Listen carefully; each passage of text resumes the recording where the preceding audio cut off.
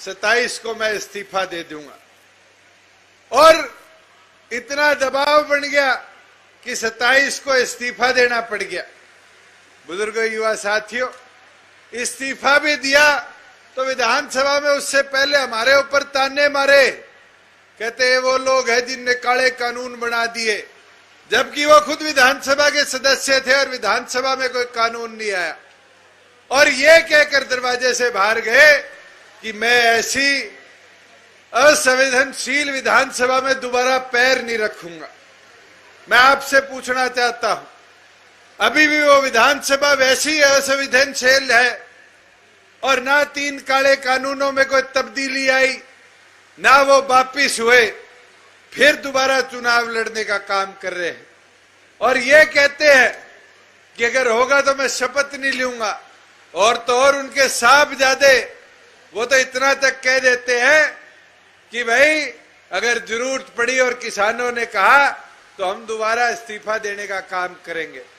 बुजुर्गों, युवा साथियों, इस्तीफा देना बड़ा आसान है, मगर जनता के बीच में रहकर जनता की सेवा करना बड़ा मुश्किल है। आप उठाकर भिवानी देख लो, डॉक्टर अजय सिंह चौटाला सांसद थे, आज जेल में क्यों है? क्योंकि 700 युवा साथियों को आज जेबीटी में भर्ती किया।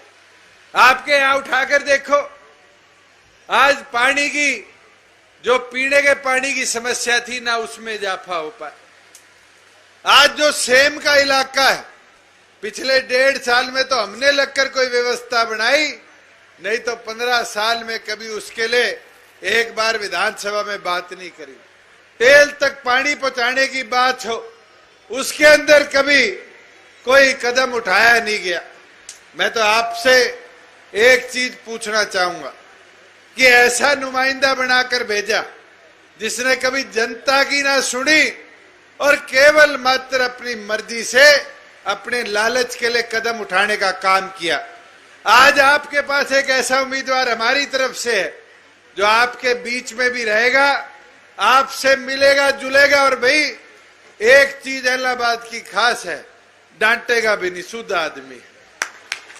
मैं आपको इतना बोल सकता हूं, रात ने हाथ पकड़ लियो तो हट जा, भाग जा, वो कौन है, ये चीज आपको सुननी नहीं पड़ेगी। और आपके विकास के लिए मैं तो गोविंद जी से पहले कह दूं, ये मत सोचियो गोविंद जी चुनाव लड़े, वो सोच लो कि चुनाव दुष्यंत लड़े, काम करानो मेरी जिम्मेवारी, तारे बीच में रहकर काम कराने की जिम्मेवारी कींगी मेरी है। मगर अब अगले 100 घंटे दिन रात एक कर काम करने की जिम्मेवारी कींगी, अब थारी है, थे दुष्यंत बन जाओ और एक एक वोट गोविंद जी के पक्ष में दिलाने को काम करो। मैं तो ताने इतना ही कह सकूं कि अब समय कम बचा है, कोई रुष्ट है, कोई आज प्रताड़ित दूर बैठा है, उसको जोड़ने का काम करो और जोड़कर अपने इस उम्मीदवार को ताकत देने का काम करो। मेरी तो आपसे यही विनती प्रार्थना है कि अब समय बदलाव का है, इस क्षेत्र के उन्नति का है। जैसे नायब सैनी जी कह रहे थे कि हमने 1.5 लाख किसानों के खाते में, साथियों अपने पड़ोस में कुछ ही किलोमीटर दूर राजस्थान है, सरसों राजस्थान में भी, हरियाणा में भी, रेट हरियाणा में तो 1400 से 1600 वेरिएट कर रहा है, राजस्थान में तो 1100, 1150 से ऊपर नहीं जा रहा।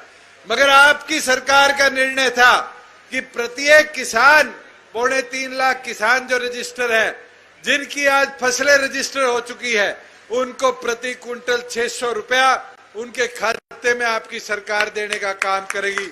और तो और आपको बताते हुए खुशी होती है कि आज तक हमने 1,33,000 किसानों के खाते में 240 करोड़ रुपया डीबीटी कराकर उनको पहले 4800 रुपया प्रति एकड़ देने का काम किया है। और तो और साथियों, आज जीरी उठा लो, एमएसपी पे किसी एक मंडी में भी दिक्कत आ रही हो तो बताओ।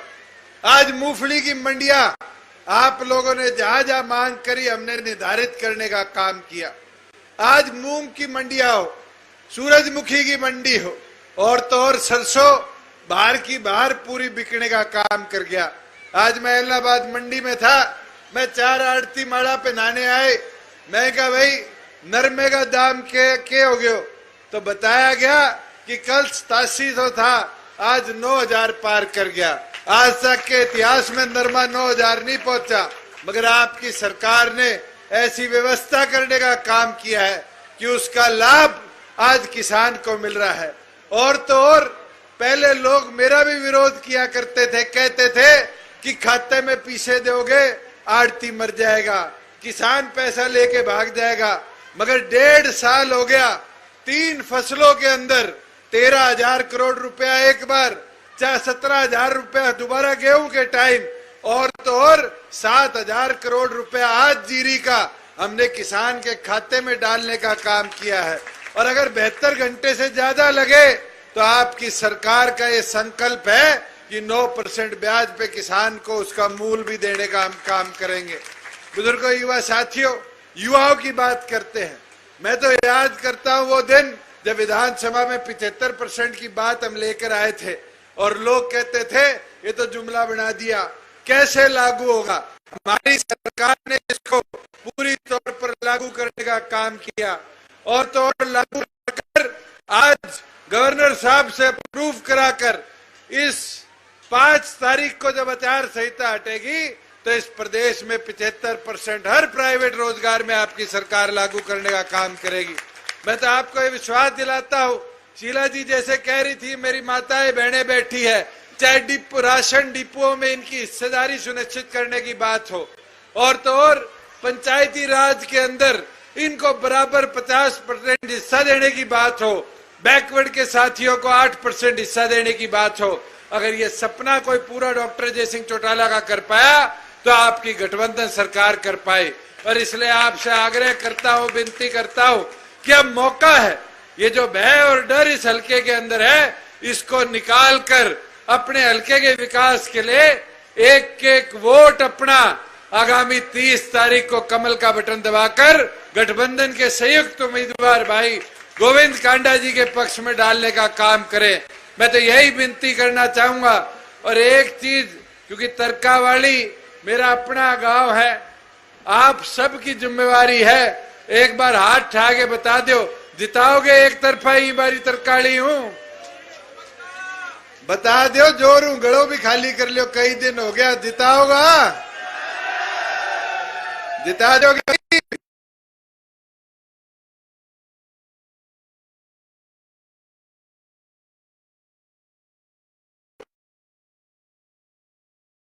आप सबका बहुत बहुत धन्यवाद।